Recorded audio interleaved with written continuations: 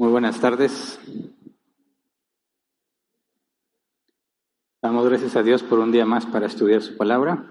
Nos acercamos cada vez más al final del libro de Éxodo. Hoy vamos a ver el tema número 90. El nombre del tema es Materiales para el Santuario. No sé si alcanzamos a llegar a los 100. A ver cómo nos va. El día de hoy iniciaremos el capítulo 35.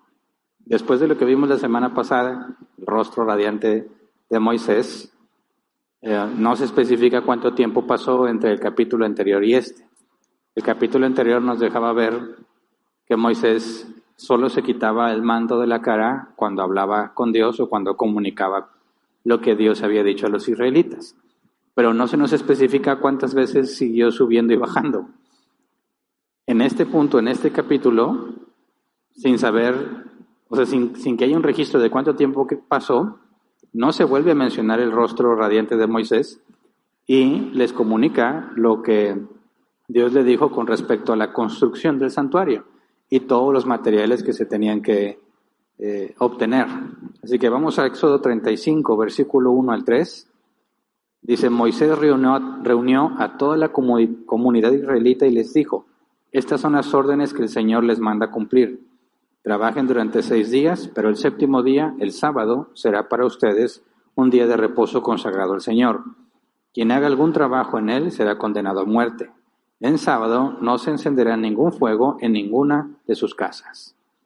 Y bueno, ¿por qué está hablando del día de reposo si se supone que se trata de la construcción del santuario? Bueno, porque lo primero que Moisés les quiere dejar en claro es que tienen que guardar el día de reposo. A pesar de que justo les va a empezar a llamar, a ofrendar y a otros los va a llamar a trabajar, lo primero que Moisés se asegura es que quede claro que el día séptimo no se trabaja, ni siquiera para continuar con el santuario. Y eso es importante que lo entendamos porque yo he conocido cristianos y yo he pasado por esas circunstancias en las que trabajar para la iglesia se vuelve parte del día a día. Y si pensamos en los que sirven, por ejemplo, no es mi caso en particular, pero conociendo o escuchando el testimonio de pastores que están dedicados de lleno al 100% a ser pastores, dice que todos se reúnen porque reposan el domingo, pero el pastor no reposa ese día porque él sigue trabajando. Entonces el día de reposo para todos no es el día de reposo para el pastor que se dedique de tiempo completo al pastorado. Así que normalmente lo que yo he leído es que los lunes son los días de reposo para el pastor, aunque para todos es el domingo, en su mayoría. Entonces decimos, bueno, Moisés les está diciendo, vamos a empezar a trabajar en el tabernáculo, pero lo que debe dejar bien claro es que deben de descansar el día séptimo. Yo quería aclarar que aún la obra para Dios, aún el trabajar, si eso para ti es lo normal, como un pastor asalariado, si para el pastor su trabajo implica servir en domingo, entonces él necesita otro día para reposar. El punto es que aquí les está recordando esencialmente lo mismo que Dios le dijo justo antes de que descendiera de la montaña la primera vez, cuando los israelitas ya estaban adorando al becerro de oro. El último mandato registrado es el guardar el día de reposo. Ahora, aunque en esencia es el mismo mandamiento, hay un agregado que no se mencionó anteriormente. Es lo que dice el versículo 3. En sábado no se encenderá ningún fuego en ninguna de sus casas. Ahora, esto se asumía, pero no estaba explícito. Aquí está explícito. No se encenderá ningún fuego en ninguna de sus casas. Al mencionar ninguna de sus casas, obviamente queda excluido el servicio para el tabernáculo. Los sacerdotes tenían que servir y para poder ofrecer holocaustos habría que encender fuego, ¿verdad? Incluso tendríamos que evaluar a qué se refiere con encender fuego, es decir, si es de noche y no ves nada y quieres ver, ¿puedes encender una hornilla, una lamparilla? Para empezar, ¿por qué le haces así si no existían los encendedores en aquel entonces? Eso es la parte importante aquí entender. Cuando nosotros leemos encender un fuego, pues se nos vuelve o nos parece de lo más simple, ¿verdad? Porque Dios no querría que prendas un fuego para cocinar. O qué tanto es que prendas una lámpara para ver en la noche. Bueno, con nosotros, con la tecnología actual, encender algo es prácticamente, no requiere ningún esfuerzo, pero en aquel entonces es distinto, ¿verdad? Mira, la palabra encenderá, cuando dice el sábado no se encenderá ningún fuego, encenderá, la palabra hebrea es quemar o consumir. La concordancia exhaustiva Strong lo traduce así: encender, calentar, quemar, etc. Si vamos al comentario Pulpit, dice: el encendido del fuego en los primeros tiempos, o sea, en los tiempos de los israelitas, implicaba un trabajo considerable. Por lo general, se creaba fuego frotando dos palos juntos o girando una ronda rápidamente entre las dos palmas en una depresión sobre una tabla. El fuego era creado después de mucho tiempo de repetir este proceso. Además, como el clima árido de Arabia y Palestina no se necesitaba calor artificial, el fuego solo se encendería para cocinar, lo que implicaba un trabajo innecesario porque ya estaba prohibido cocinar. Vamos a Éxodo 16:23, donde vimos esta restricción. Éxodo 16:23 dice: esto es lo que el Señor ha ordenado, les contestó. Mañana sábado es día de reposo consagrado al Señor. Así que cuezan lo que tengan que cocer y hiervan lo que tengan que hervir. Lo que sobre, apártenlo y guárdenlo para mañana. Pues aquí estaba implícito que no puedes cocer nada, lo que implicaba fuego. No puedes servir nada, lo que implicaba fuego. Pero no estaba explícito si podías encender fuego o no. Ahora Moisés está diciendo específicamente: está prohibido encender fuego en las casas. ¿Cómo le haría entonces? Supongamos que estaba en un tiempo donde hace frío y el único medio para mantenerse en calor sería encender un fuego. ¿Estaría permitido o no tener fuego? Claramente está especificado que no lo puedes crear, ¿verdad? ¿Por qué? Pues por todo el esfuerzo que implicaba encender algo.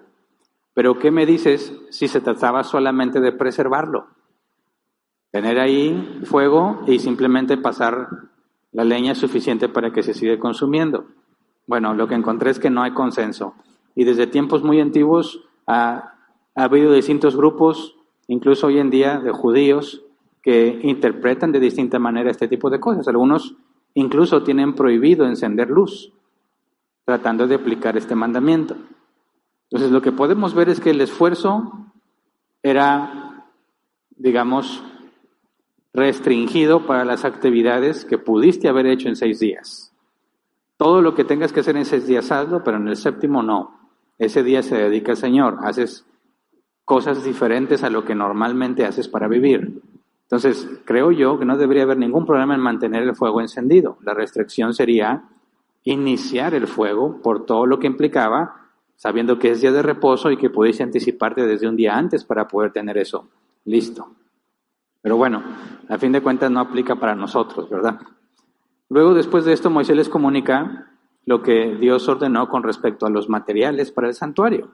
Esto es lo que Dios le había mostrado a Moisés mientras estuvo en la montaña la primera vez. Los israelitas no habían escuchado nada de esto, porque cuando Moisés descendió, no les contó todo lo que Dios les había dicho. Quebró las tablas y ya vimos lo que pasó con el becerro, ¿verdad?, de oro.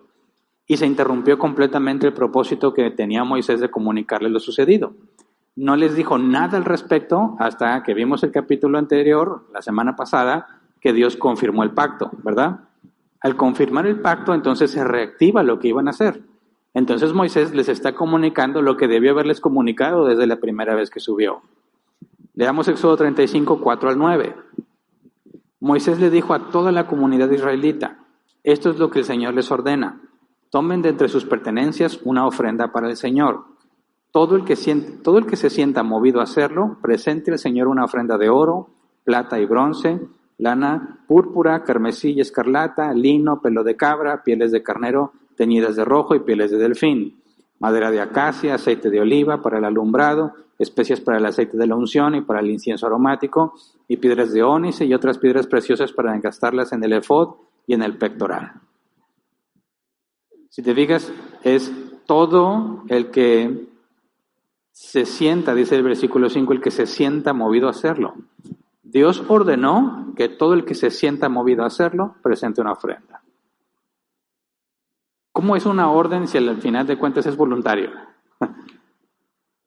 Dios ordenó que todo el que se sienta movido. La orden no es a dar, sino a que solo dé aquel que se siente movido, ¿verdad? No sé si queda claro que no hay ningún problema, porque estaba leyendo y que pues dice, a ver, Dios ordenó que todo el que se sienta movido dé. ¿Dónde está la orden? ¿En dar? No, porque el que da es el que se siente movido a hacerlo. La orden está en que solo el que se siente movido a hacerlo dé. Nadie más. ¿Se entiende? Ahora, vamos a Éxodo 25, 1 al 2. Eso es lo que Dios le había dicho a Moisés antes de que descendiera la primera vez. Dice, el Señor habló con Moisés y le dijo, ordénales a los israelitas que me traigan una ofrenda. La deben presentar todos los que sientan deseos de traérmela. Así que está diciendo Dios, se renueva el pacto, voy a estar con ustedes, hay que construir el santuario y todos los que así quieran pueden participar. Todo el que quiera dar, va a dar para que se construya. ¿En beneficio de quién es ese tabernáculo o ese santuario? En beneficio de los israelitas. Dios no es beneficio de ninguna manera, ¿verdad? Los beneficiados son ellos. ¿Por qué ellos? Pues porque Dios iba a habitar entre ellos, ¿verdad? Según el pacto por obras, y los iba a bendecir o los iba a castigar según su comportamiento. Pero Dios no se beneficia en lo absoluto. Y cuando Dios dice que sea voluntario, deja ver en claro que no es una necesidad de parte de Dios. Ahora, esto lo digo porque en aquel entonces el paganismo consistía en que si tú quieres obtener algo de parte de alguna deidad, obviamente un falso Dios, tenías que darle algo para el sostenimiento de ese Dios. Tanto en Egipto como mucho más adelante los griegos y al parecer las culturas mesopotámicas tenían el concepto de que los dioses intercambian con los hombres. Es decir, si tú proveías para las necesidades de los dioses te bendecían.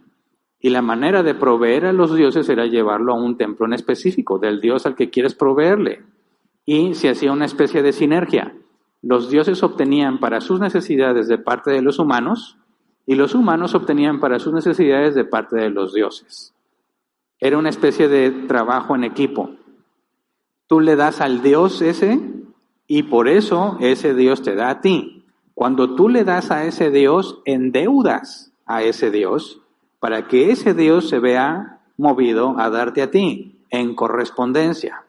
Lo triste es que eso enseñan muchos cristianos, que tienes que darle a Dios para que Él te dé a ti.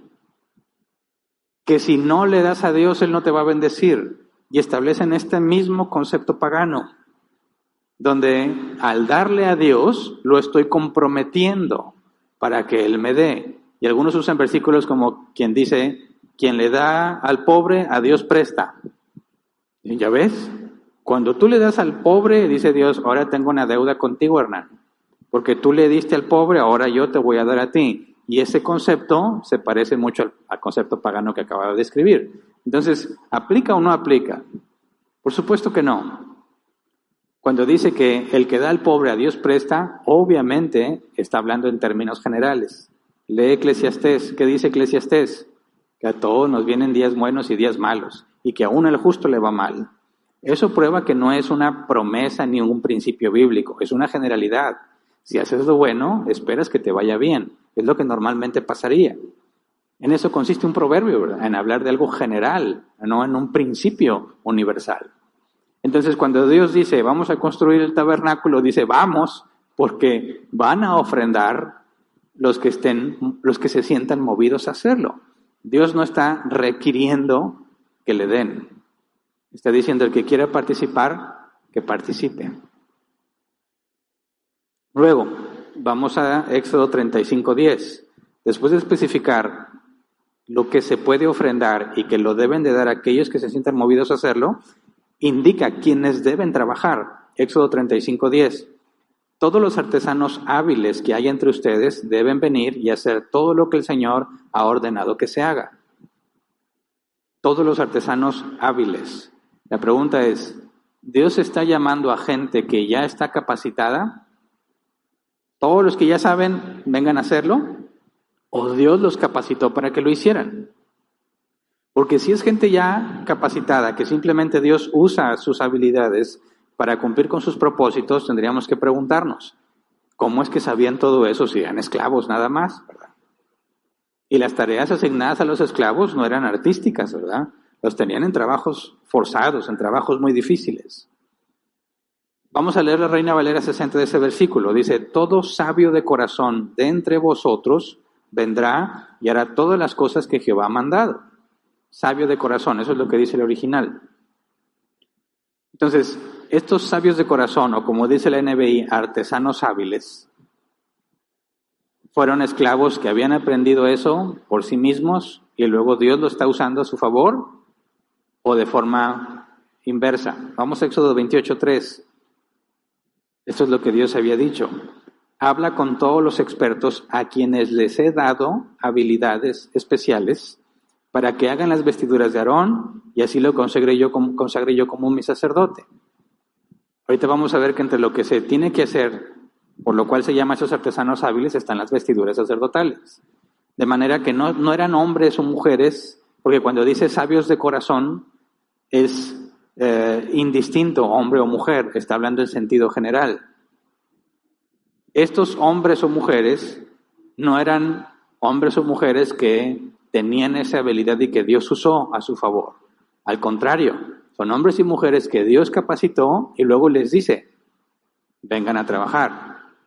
Así que es importante ver que Dios está proveyendo incluso las habilidades para hacer lo que ha ordenado que se haga, ¿verdad? Éxodo 35, 11 al 19, todo lo que tenían que hacer estas personas.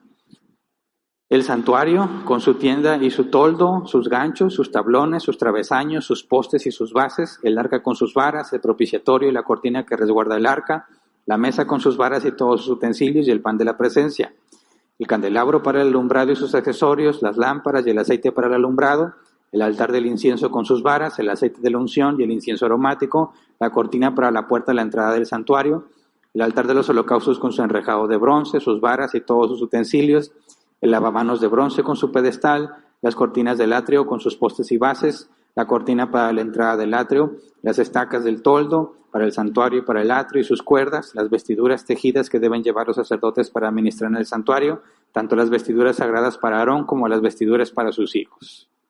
Bastantes cosas. ¿Te acuerdas de todas? Todas las vimos con detalle y con imágenes, ¿verdad? Obviamente no son fotos reales, ¿verdad? Son ilustraciones de lo que probablemente fueron. Y de todo lo que ya analizamos con detalle, bueno, llega el momento en que se tiene que construir. Y Dios llama a aquellos a quienes Él capacitó para que la tarea. Respuesta del pueblo, Éxodo 35, 20 al 24. Dice, toda la comunidad israelita se retiró de la presencia de Moisés, y todos los que en su interior se sintieron movidos a hacerlo, llevaron una ofrenda al Señor para las obras en la tienda de reunión, para todo su servicio y para las vestiduras sagradas. Asimismo, todos los que se sintieron movidos a hacerlo, tanto hombres como mujeres, llevaron como ofrenda toda clase de joyas de oro, broches, pendientes, anillos y otros adornos de oro. Todos ellos presentaron su oro como ofrenda mecida al Señor, o bien llevaron lo que tenían, lana púrpura, carmesí y escarlata, lino, pelo de cabra, pieles de carnero teñidas de rojo y pieles de delfín. Los que tenían plata o bronce los presentaron como ofrenda al Señor, lo mismo que quienes tenían madera de acacia, contribuyendo así con algo para la obra. Ok, cuando dice el versículo 21, todos los que en su interior se sintieron movidos a hacerlo, llevaron una ofrenda al Señor, eso implica que no todos lo hicieron. ¿De dónde sacaron todo eso? Ya lo hemos dicho muchas veces, de lo que los egipcios les dieron justo antes de salir. Dios les había dado la instrucción, antes de salir, pidan a sus bueno, no me acuerdo exactamente la palabra, pida a los egipcios que les den joyas. Y luego vemos que no necesariamente ellos tuvieron que pedir, sino que los egipcios, con tal de que se fueran, les dieron lo que tenían. Entonces las dos cosas pasaron. Algunos pidieron y a otros simplemente se los dieron. A todos los israelitas. Y dice que despojaron a los egipcios. Así que todos tienen algo. Todos tienen para aportar. Y lo que está diciendo Dios es, solo hágalo aquel que se siente movido a hacerlo. Y lo que dice el texto es que lo hicieron los que se sintieron movidos a hacerlo. De manera que hubo gente que se quedó con joyas de los egipcios y no quiso ofrendar nada. No quiso. Y Dios dijo, no des nada, solamente el que se sienta movido a hacerlo. Versículo 22 dice, asimismo, todos los que se sintieron movidos a hacerlo, tanto hombres como mujeres. Entonces, no es que a cada familia se le dio algo, los egipcios repartieron a todos, ¿verdad? Cada uno tenía sus pertenencias, hombre o mujer, aunque pertenecieran a una misma familia, y cada uno ofrendaba individualmente. Dice, todos ellos presentaron su oro como ofrenda mecida al Señor. Y esto me llamó la atención, porque ya habíamos hablado de una ofrenda mecida que se daba por los sacerdotes.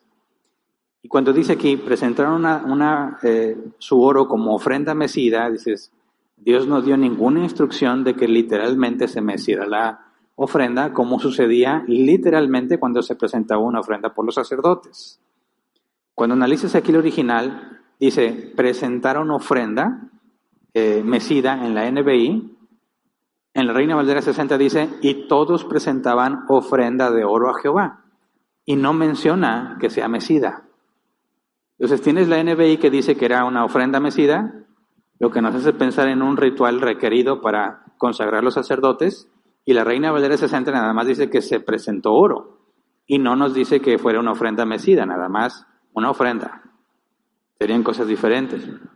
¿Qué dice el original? Cuando dice presentaron, la palabra hebrea nuf se traduce como mecer. Y cuando dice ofrenda mecida, y la Reina Valera 60 dice ofrenda, la palabra tenufá se traduce como ofrenda mecida. Entonces lo que dice el hebreo es que mecieron una ofrenda mecida de oro para Dios. Y eso está peor. Mecieron una ofrenda mecida, y dices, no lo entiendo, porque la ofrenda mecida era que la tenían que mecer. No se especifica si así, no se sabe. Así, no hay forma de saber, pero la tenían que mover de un lado a otro. ¿Por qué? Tampoco se especifica. Lo curioso es que si tú lees la NBI, pareciera, o incluso el hebreo original, es válida la traducción ofrenda mecida. Mecieron una ofrenda mecida. Si analizas un poco más la palabra que se traduce como ofrenda mecida, resulta que también se puede traducir solamente como ofrenda, sin la acción de mecerla.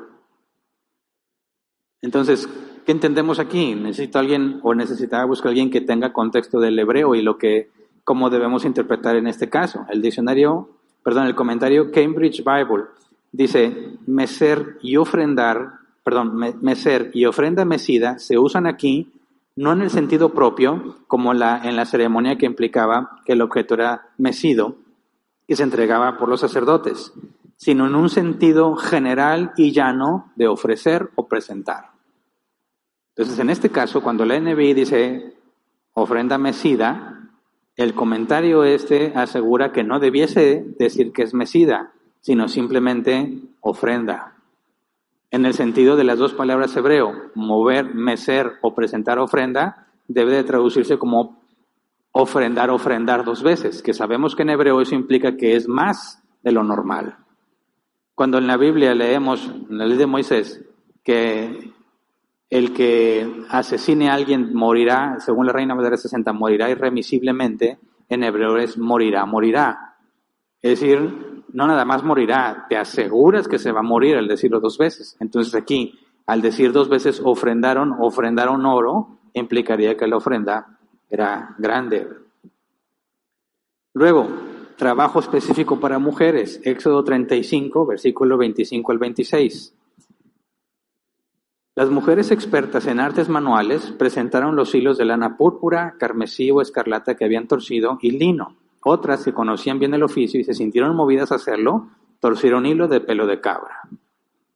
Vamos a ver qué dice aquí la Reina Valera 60, porque la NBI dice las mujeres expertas en artes manuales. Reina Valera 60 dice además, todas las mujeres sabias de corazón y lavan con sus manos. Sabias de corazón. Es prácticamente las mismas palabras que dijo Dios a Moisés. Los sabios de corazón, a quienes Él le ha dado las habilidades, son los que deben de trabajar.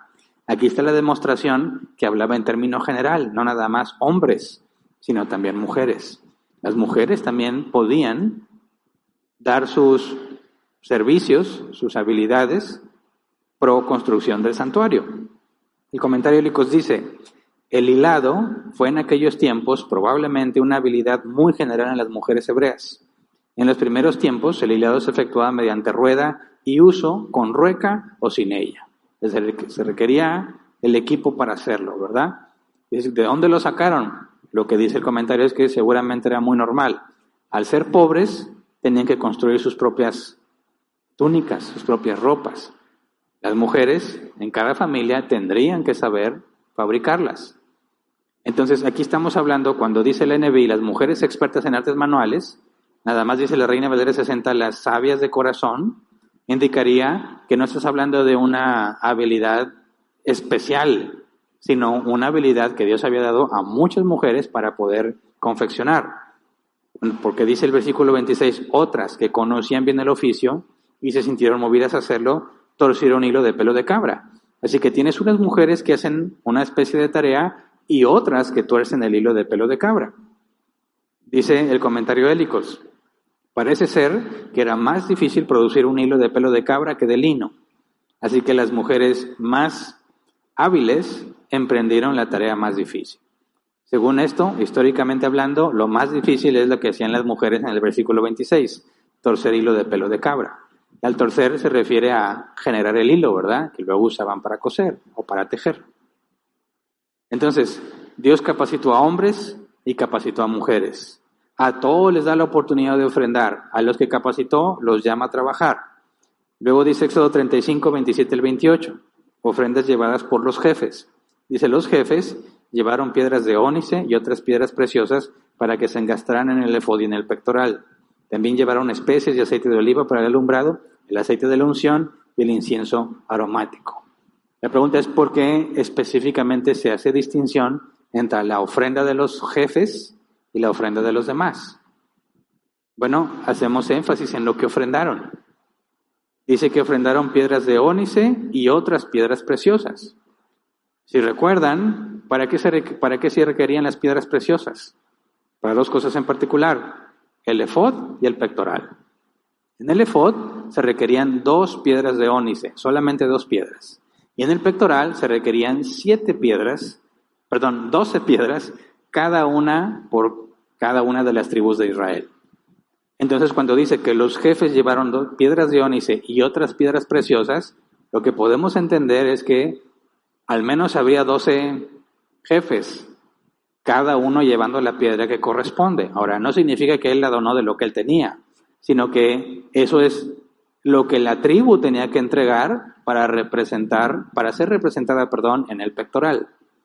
Como si dijéramos que es el jefe de la tribu, el encargado de conseguir esa piedra y presentarla, porque es la piedra que los va a representar a todos ellos en el pectoral que llevaba el sacerdote, el sumo sacerdote.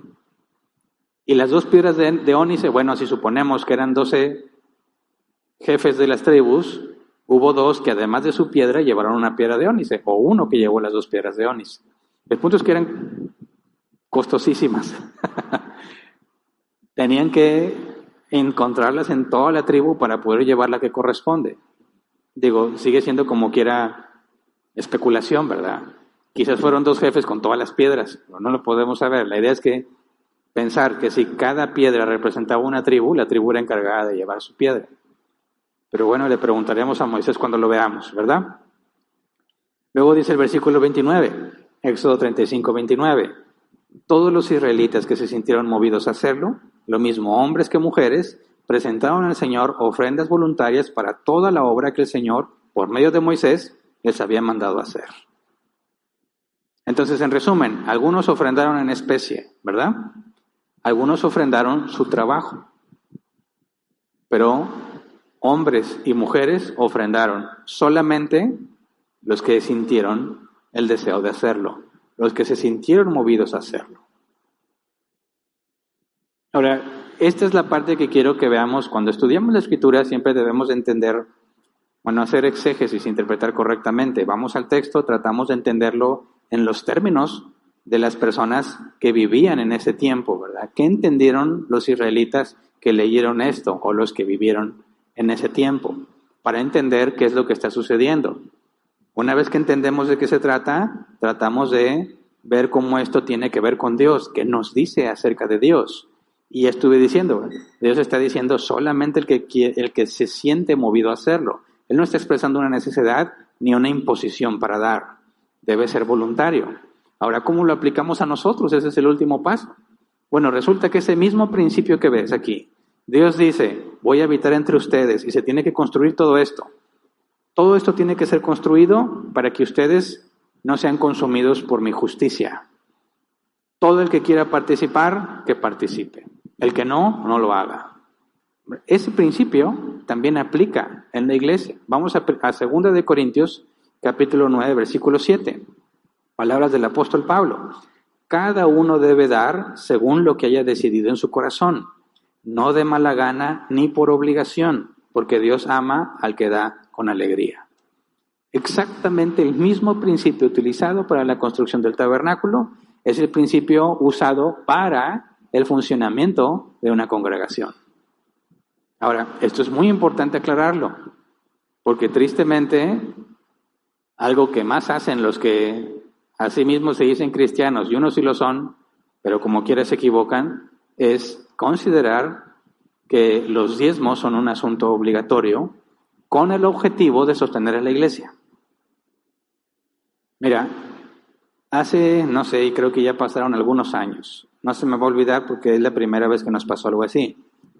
Llegaban personas y nos visitaban, así fue un periodo de tiempo, varios años en Árbol Plantado, cuando empezamos a hacer ajustes, cuando modificamos nuestra doctrina, cuando quitamos la alabanza, porque lo que cantábamos no era bíblico, se generó controversia y nos dimos cuenta que esa controversia no se quedó nada más en nosotros, sino que en ese periodo de tiempo, algunos que se congregaban con nosotros consideraban que estábamos gravemente equivocados en lo que estábamos haciendo y se fueron.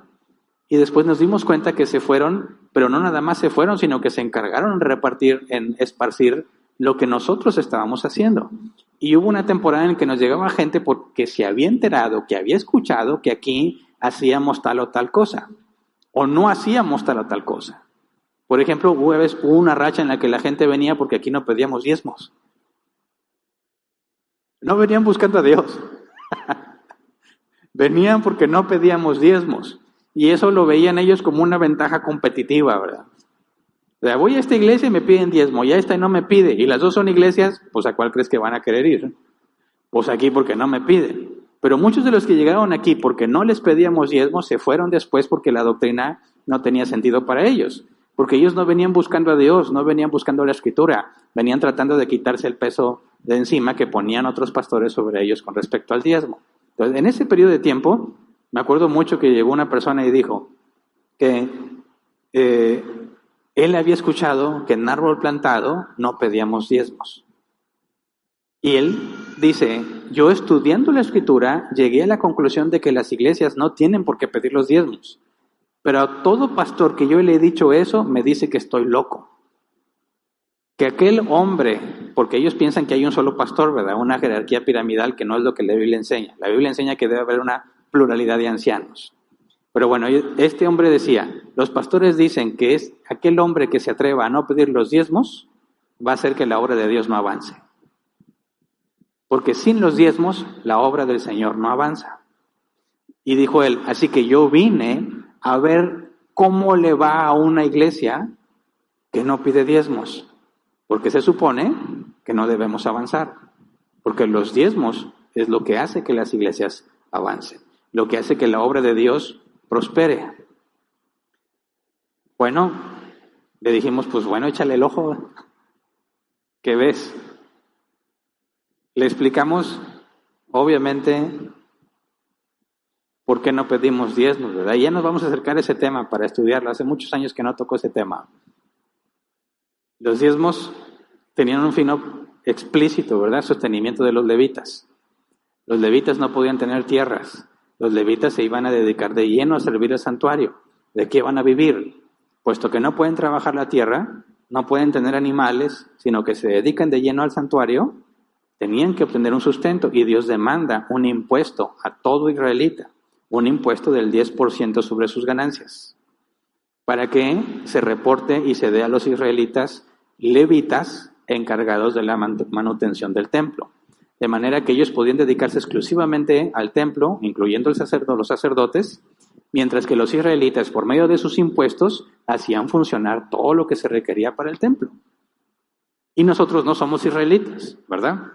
No tenemos por qué estar pagando el diezmo. De hecho, los judíos actualmente no dan diezmo. ¿Por qué? Porque no hay templo.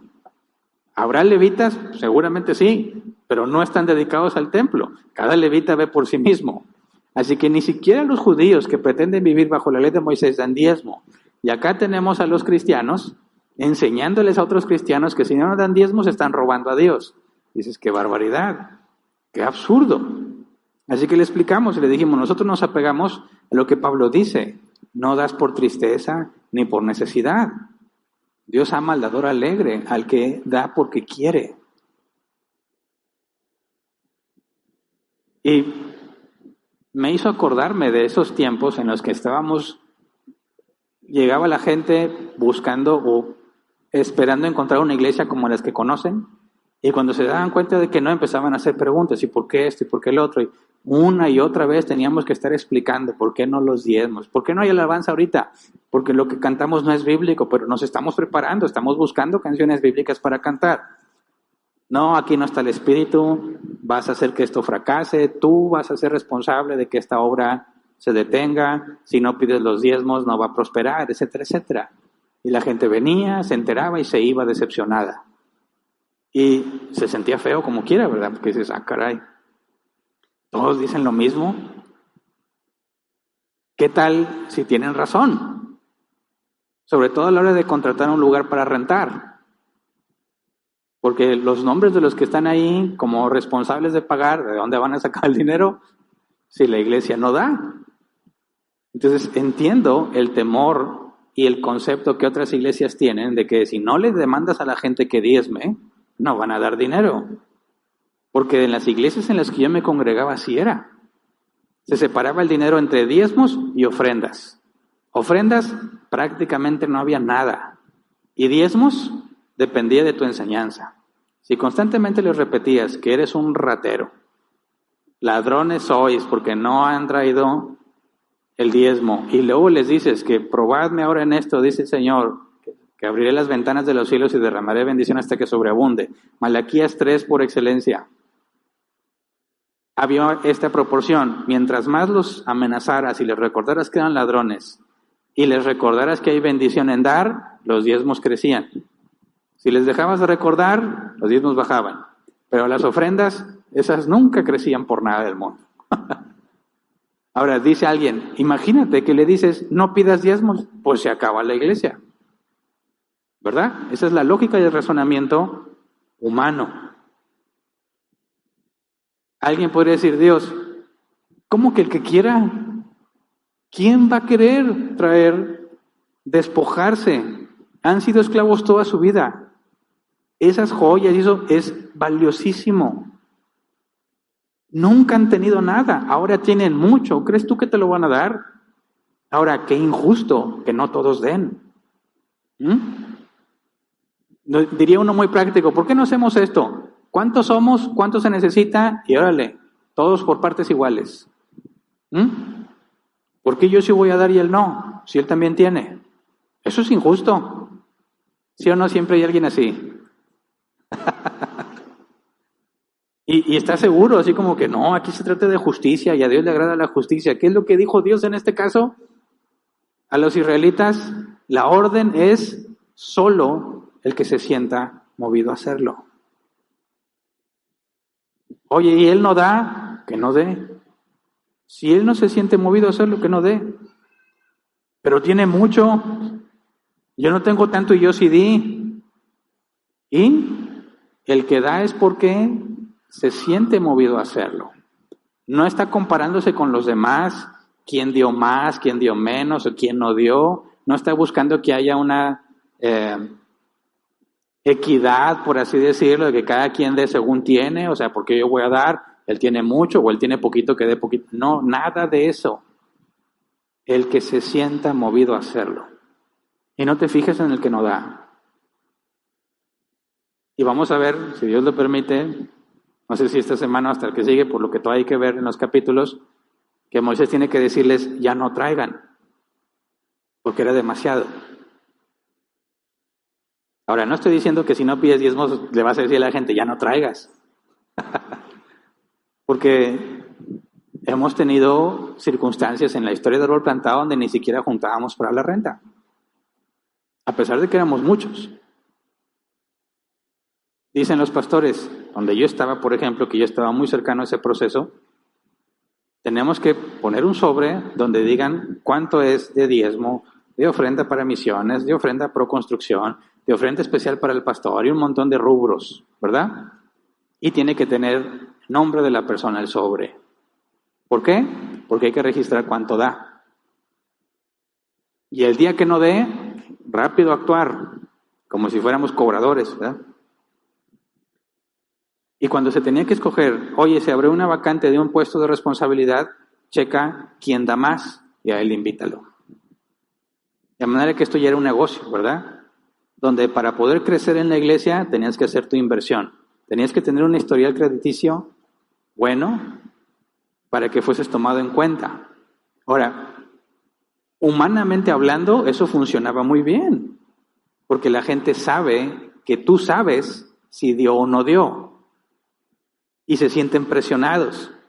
Y es más, cuando no les importaba y no daban, rápido los citabas. A ver, aquí detecta que ya tienes varios meses sin ofrendar. ¿Qué está pasando? Y yo conocí personas que se fueron de esas iglesias por la deuda que generaban. Porque no es, ya vas a dar. No, te debes 3 meses de diezmos. Y el historial dice que dabas aproximadamente tanto. Entonces tú podías detectar cuando daban menos. Y eso, oye, ¿qué pasó? ¿Traes problemas? Oh, no, pues ¿por qué bajaste en los diezmos? No, ya me voy a reponer. Bueno, a la otra das lo que era más lo que te faltó. Y ya hasta tenías deudas que pagar. Y había personas que decían, no, pues ya no puedo. Si voy a la iglesia me van a cobrar como 6 meses de diezmo, pues mejor ya no iban. Todo con la finalidad de que la obra del Señor siga. Dime, ¿realmente eso es la obra del Señor? Por supuesto que no. Eso es un negocio.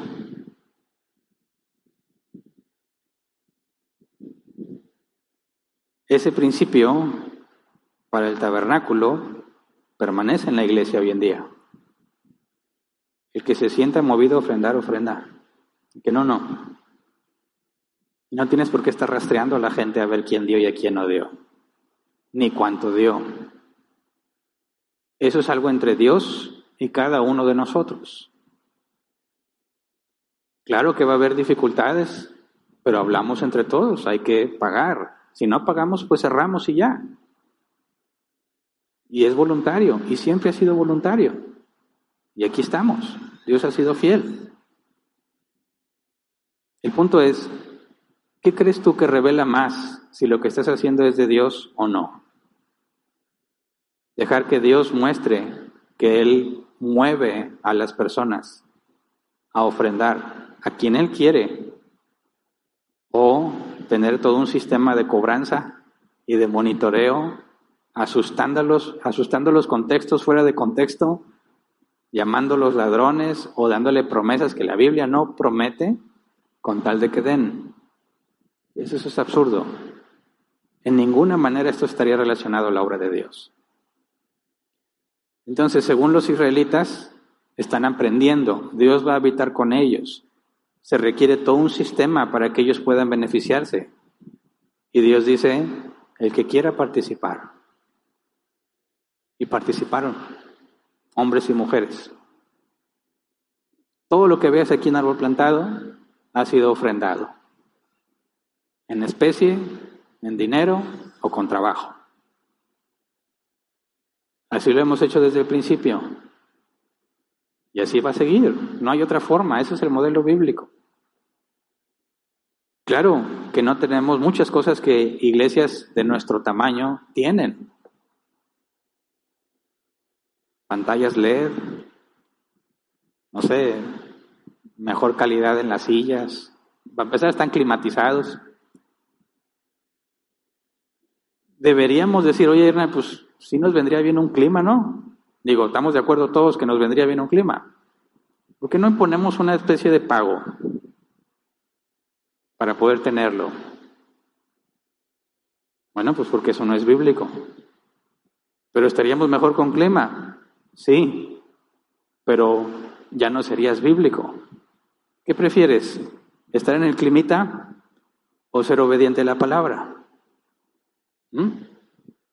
A eso se resume.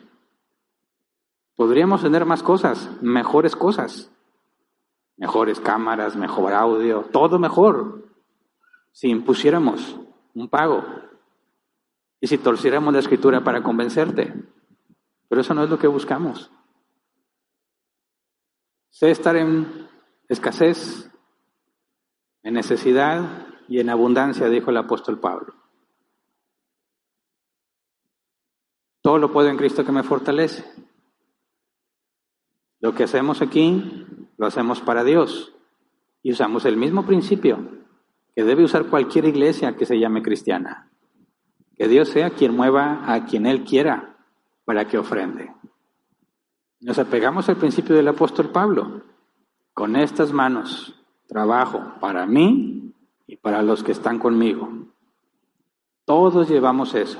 Así que si alguien está pensando sé que hay personas que nos escuchan y nos oyen y dicen, oye, ¿cómo le hacen si no se cobran los diezmos? ¿Confías en Dios? Así de simple. ¿Sobrevives? Más que sobrevivir. Estamos bien. No tan bien, pero estamos bien. La conciencia tranquila es el mejor descanso, ¿verdad? Una conciencia limpia vale más que cualquier comodidad. Tal vez Dios un día nos dé la capacidad de comprar y climatizar lo que necesitamos. Tal vez no, pero no es por eso que venimos aquí. Queremos conocer más de Él. Queremos conocer a Dios por medio de su palabra. Y Dios nos ha dado lo suficiente para hacerlo. Así que viendo a los israelitas en ese sentido, aunque es algo del Antiguo Testamento, encontramos la aplicación en el Nuevo Testamento que aplica para nuestras vidas. Y quisiéramos que cualquiera de nosotros lleve esa aplicación en todo lo que hace. Ya no sé, perdimos el rastro porque no somos tantos ahora que es difícil hablar con cada uno de los que están aquí. Pero antes era fácil detectar personas que decían, yo nada más vengo a aprender porque luego me voy a ir a enseñar. No tenían la intención de quedarse aquí, no tenían la intención de congregarse. Querían venir a aprender lo que les interesaba y luego irse a tratar de enseñarlo en su iglesia o a cobrar por enseñar. Le decimos, mira, solo te pedimos una cosa, da de gracia lo que de gracia recibiste. Es lo que nosotros aplicamos en todo. Y eso es lo que le pedimos a cualquiera que quiera usar los materiales que estamos haciendo aquí, los audios, los videos. No tenemos derechos de autor, no tenemos nada de ese tipo, que no nos interesa. Estamos enseñando la Escritura y eso no es derecho de nadie, ¿verdad? Esto es del dominio público, pero seamos bíblicos también en ese sentido. Demos de gracia lo que de gracia recibimos. Que cada uno dé si se siente movido, cada uno como disponga en su corazón. No con el objetivo de ser bendecido, no porque tienes necesidad, simplemente por alegría, por gratitud, por lo que Dios ha estado haciendo. Así que hasta aquí nos vamos a quedar hoy. Vamos a ponernos de pie y vamos a orar. Lo que resta del capítulo 35 está conectado con el capítulo 36. Y que por eso lo dejo pendiente, porque aunque sigue hablando de lo mismo, hay un cambio de tema.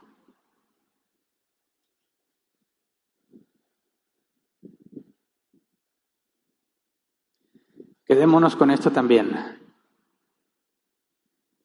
Fíjate la sabiduría de Dios. Está tratando con esclavos y antes se asegura que tengan los bienes necesarios, que tengan las habilidades necesarias para que llegado el momento puedan construir el santuario para beneficio de ellos. Fíjate cómo Dios ordena las cosas de manera que lo que te ha dado en el pasado tiene un propósito para el futuro. No nada más es que tú seas beneficiado, también Dios tiene planes con lo que te ha dado. Pero lo que Él deja claro es si te sientes movido a hacerlo. Así que eso nos lleva o nos debe llevar a pensar claramente en lo que tenemos desde una perspectiva bíblica. Estamos acostumbrados a pensar que lo que tengo es mío y ya, y yo decido en qué lo gasto. Y no tenemos en cuenta, como estamos viendo en el caso de los israelitas, también hay un propósito de Dios para lo que te dio, ya sea con las habilidades que te ha dado o con las bendiciones materiales o económicas que te ha dado.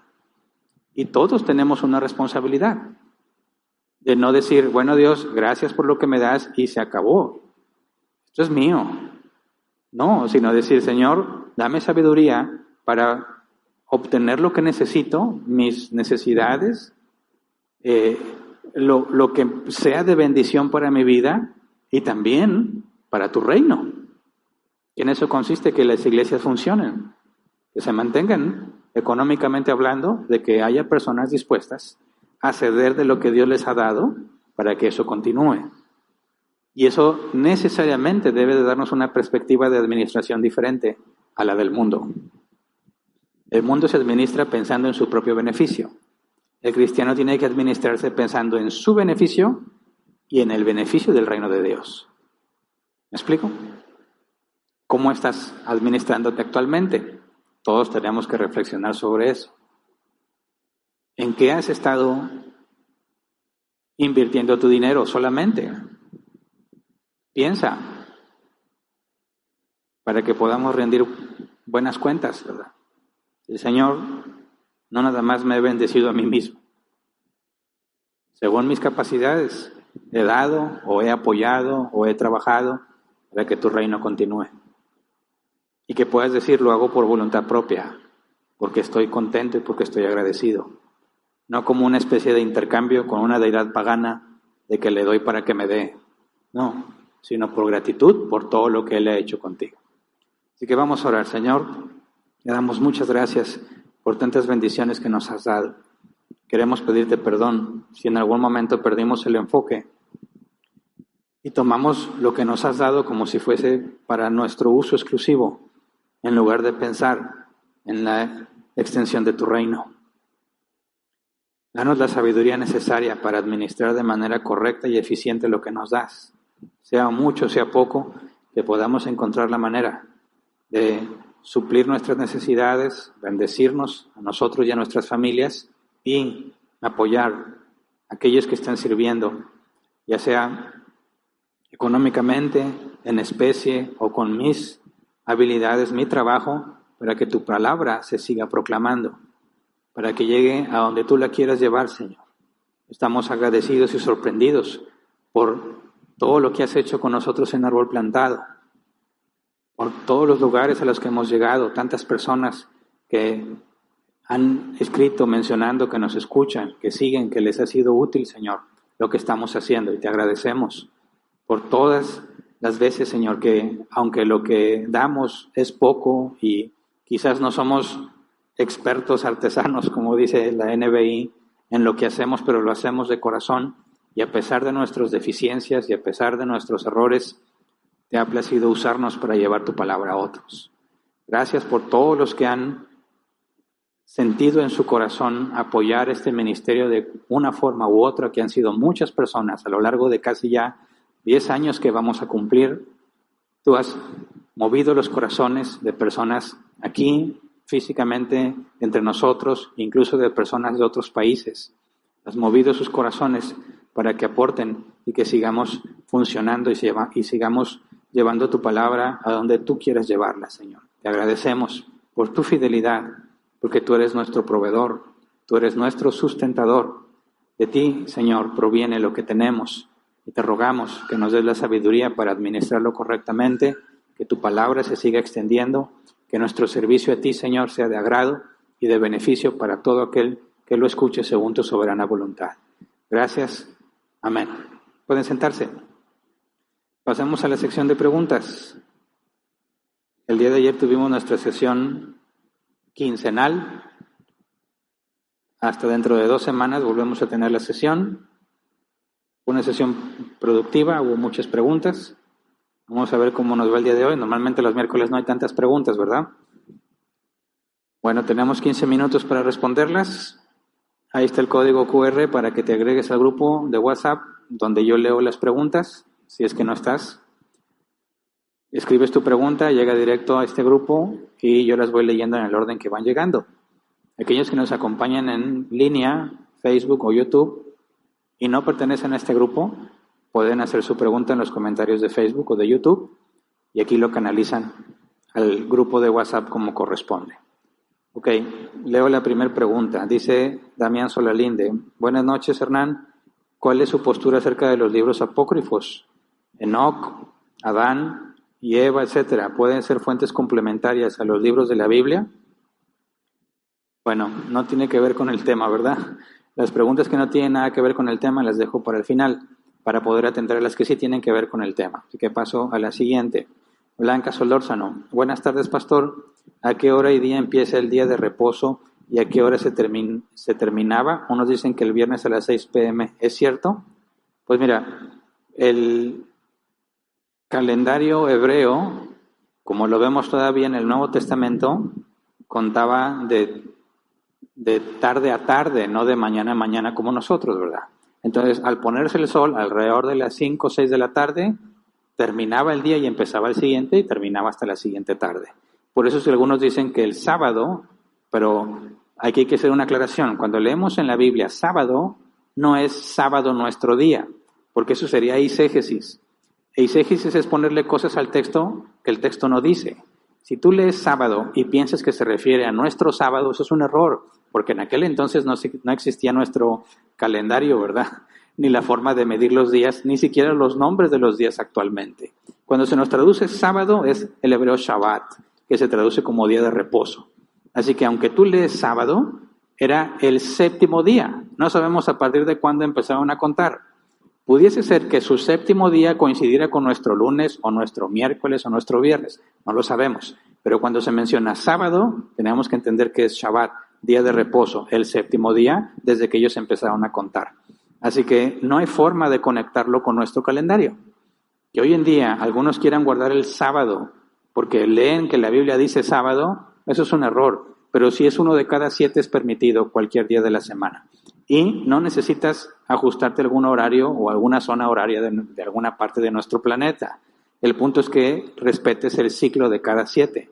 Si aquí el día empieza a las 0 horas y termina a las 0 horas, entonces mientras tú te sigas en ese calendario, el día de reposo empieza a las 0 horas y termina a las 12:59, ¿verdad?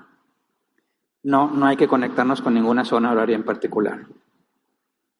Siguiente, Chequen, así se llama. Dice: buenas noches, pastor, Dios le bendiga, gracias. Dice: bíblicamente es obligatorio entregar a la iglesia el 10% de las ganancias por concepto de diezmo. ¿Existe alguna obligación conforme a la Biblia del pastor de informar en qué se gasta el dinero? Muchas gracias. Bueno, ya lo comenté y lo vamos a estudiar más adelante con mayor profundidad, pero no, los diezmos solo aplican para los que viven bajo la ley de Moisés mientras haya un templo en funcionamiento y los levitas se dediquen a mantener el templo. Por consecuencia, no aplica hoy en día ni para nosotros ni para los que viven bajo la ley de Moisés. Y en cuanto a que haya transparencia en lo que se hace con el dinero, pues aunque no hay algo bíblico que indique claramente que debe hacerse, es lo que menos esperas de los que están dirigiendo la iglesia, ¿verdad? Puesto que buscamos hacer las cosas bien y con transparencia, se tiene que dar razón de lo que está pasando ahí con el dinero, cuánto se ingresa, cuánto se gasta. Nosotros en Árbol Plantado, cada junta de miembros, se publica lo que está sucediendo con las finanzas. Y eso es lo mejor para beneficio de la iglesia, para que se den cuenta de si hay o no hay y qué se está haciendo, que se detecten posibles negligencias o mejores formas de administrar el dinero. Es beneficioso para todos y por eso, creo yo, todos deberían hacerlo.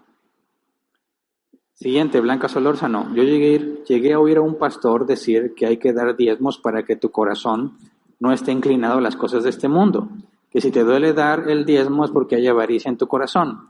¿Es cierto? No. No, te quiere engañar para que le des. Esa es la verdad. Está buscando la manera de asegurarte que te sientas mal y que te veas presionado y movido a darle el diezmo. ¿Por qué? Porque tristemente,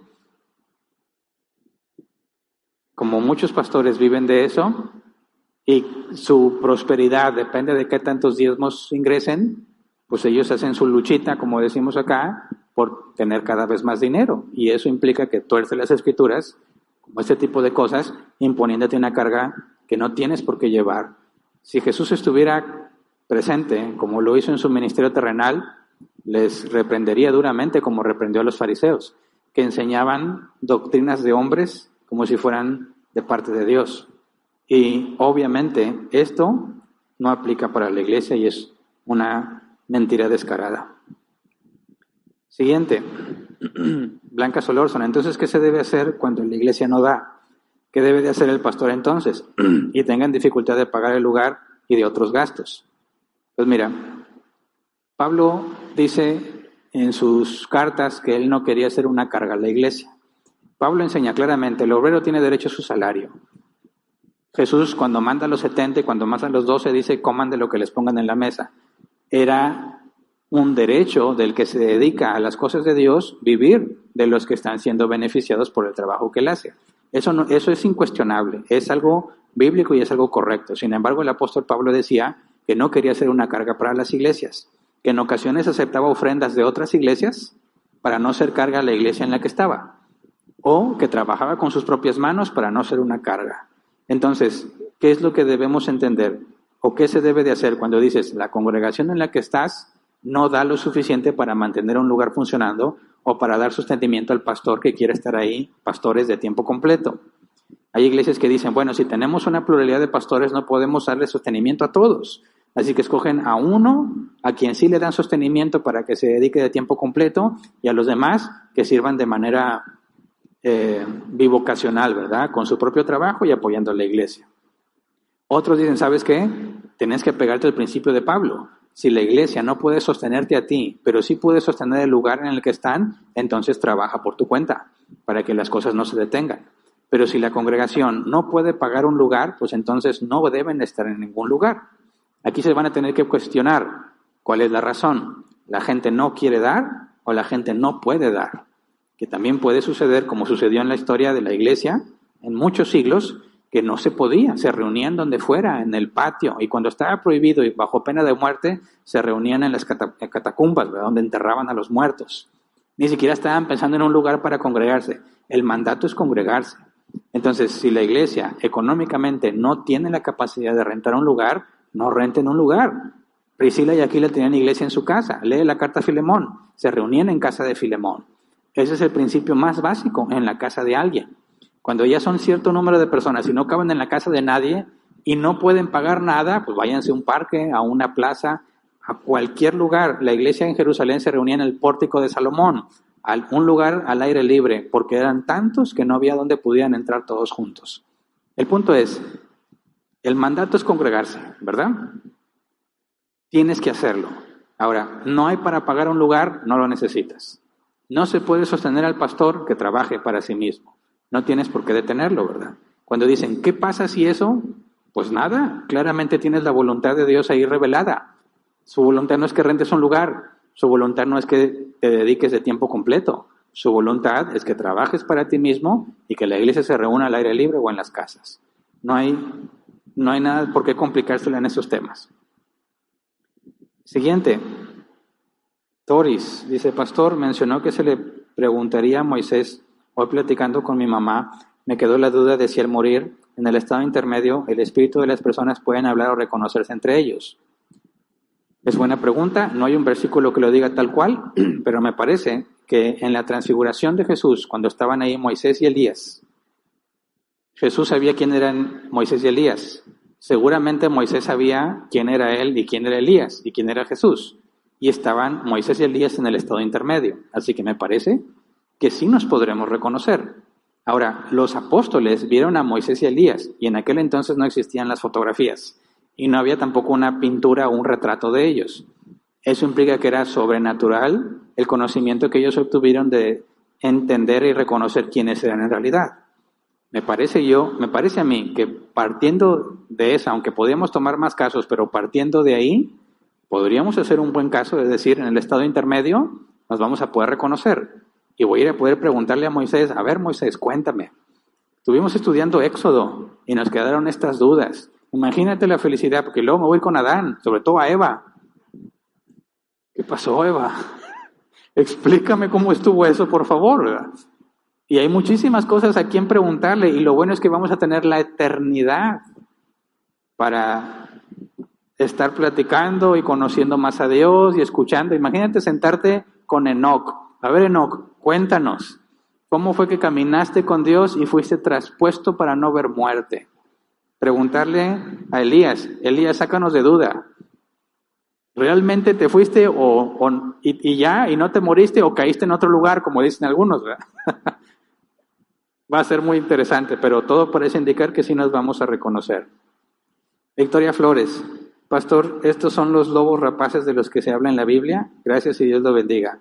Si te refieres a los que tuercen la Escritura para obtener dinero, sí, son los lobos rapaces, lobos vestidos de ovejas, que están infiltrados en las congregaciones para beneficiarse. Blanca Solórzano, pastor, ¿es correcto reportar la ofrenda en el año al reportar impuestos? No es mandatorio reportar las ofrendas a los impuestos, es opcional. Y mi esposo dice que lo haga para beneficiarnos y no me siento a gusto. Mira, no sé de dónde seas. Yo tengo entendido que en México eso no aplica, a menos que dones a una asociación civil. Si tú donas a una asociación civil, puedes reportar esas donaciones y deducirlas de impuestos. No es obligatorio, es opcional. Ahora, hay algunas iglesias que son dadas de alta como asociaciones civiles y dan ese beneficio al que quiera ofrendar. Ahora, ahí va a ser una cuestión de conciencia, ¿verdad? Porque bíblicamente no hay ningún conflicto en que tú digas, estuve dando esto y lo voy a deducir de impuestos. En teoría, la deducción de impuestos aplica por distintos factores, pero si nuestro gobierno la permite, aunque sea una asociación civil con actividad religiosa, pues entonces no habría problema en que lo hagas. Más bien sería cuestión de tu conciencia. Y tú dices, yo lo hago no para beneficiarme por mis impuestos, sino lo hago gratuitamente y voluntariamente. Pues no lo hagas. Si no estás haciendo algo contrario a la ley y tienes la oportunidad de hacerlo y no te afecta tu conciencia, pues hazlo. Ahí va a ser meramente cuestión de tu conciencia. Siguiente. Gabriela dice, pastor, si alguna persona por los horarios de trabajo asiste a limpiar la iglesia o hacer reparaciones, ¿también es posible ofrendar para que se cumpla tal propósito? Ok. Si por los horarios, o sea, suponemos, según entiendo, si no lo puedes ir a hacer el servicio, ¿podrías tú pagar para que alguien lo haga?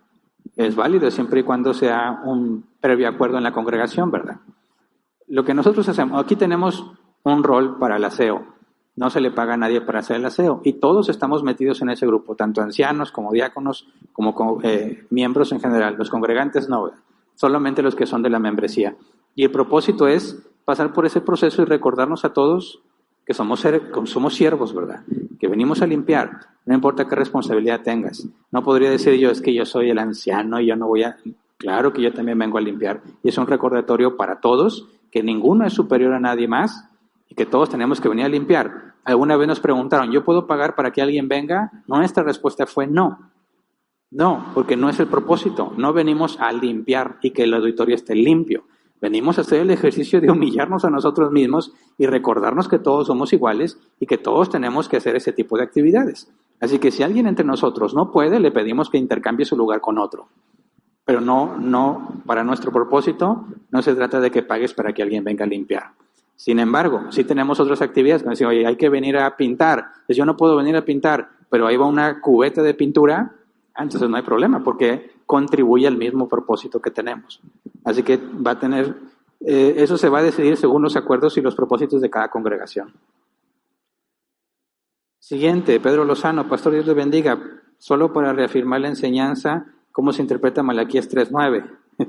Bueno, no es con respecto al tema, fue mencionado, pero Malaquías 3 está hablando de aquellos que viven bajo la ley de Moisés, con un templo en funcionamiento, con levitas dedicándose al templo. El impuesto, que eran los diezmos, aplica para los que viven en ese sistema, no para nosotros.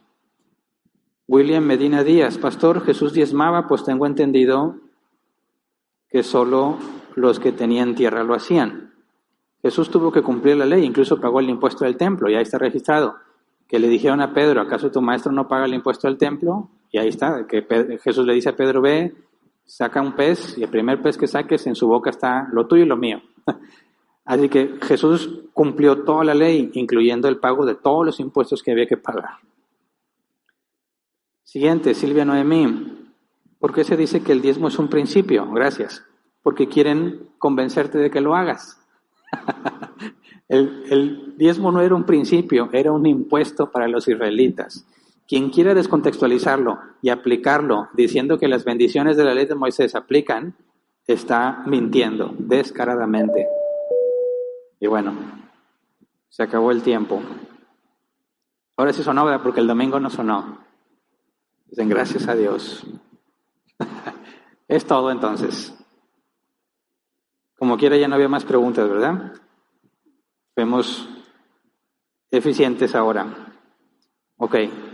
Bueno, pues les deseo mucho que Dios les bendiga. Vayan con cuidado. Si Dios quiere, nos vemos aquí el domingo a hablar del tema de la ansiedad. Estudiamos este domingo pasado el tema de la depresión. Como vimos que están muy ligados, tenemos que revisarlo también. Aquellos que se sienten movidos a ofrendar, ahí está la caja de las ofrendas. Los que no se sienten movidos a ofrendar, no ofrenden. Eso es cuestión entre Dios y cada uno de nosotros, ¿ok? Gracias, ahí está también lo de las ventas. Hay avisos, ¿verdad? Qué bueno que me dicen, porque ya me estaba despidiendo. Avisos. Ok, ya está otra vez la convocatoria a la membresía, ¿verdad? Si eres cristiano, mayor de edad, has asistido por lo menos 4 meses constantes a árbol plantado, te interesa ser miembro de la iglesia, se hace la convocatoria otra vez.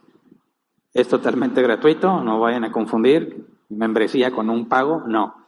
Ser miembro de la iglesia es hacer un compromiso de vivir la vida cristiana, apegándonos a lo que la Biblia dice en cuanto a la forma de ayudarnos unos a otros, cuestión de disciplina, en cuestión de responsabilidad, de usar los dones al servicio de los demás. Se tiene que pasar por un proceso donde se les explican esas cosas, y si después del proceso estás dispuesto a entrarle a ese compromiso, te reconocemos como un cristiano más entre nosotros y se te da la responsabilidad de servir, de usar tus dones entre todos nosotros, y obviamente todos rendimos cuentas. Si alguno está haciendo las cosas mal, al ser miembro de la iglesia, tiene el beneficio de ser confrontado y de bíblicamente mostrarle que está haciendo lo incorrecto para que tenga la oportunidad de enmendarse con la esperanza de que sea corregido. Así que si te interesa, por favor, ¿con quién se tiene que acercar? Ahí está. Digo, para no dar ese número de teléfono aquí, luego van a llegarle llamadas de personas que nada que ver, ¿verdad? Si te interesa, ahí escribe ese WhatsApp, te van a dar las instrucciones y pues ahí están nuestros hermanos de las ventas, lo que se recopila ahí, lo que se junta es para las mejoras de este lugar. Ahora sí es todo. Gracias a todos, descansen y nos vemos si Dios quiere el próximo domingo.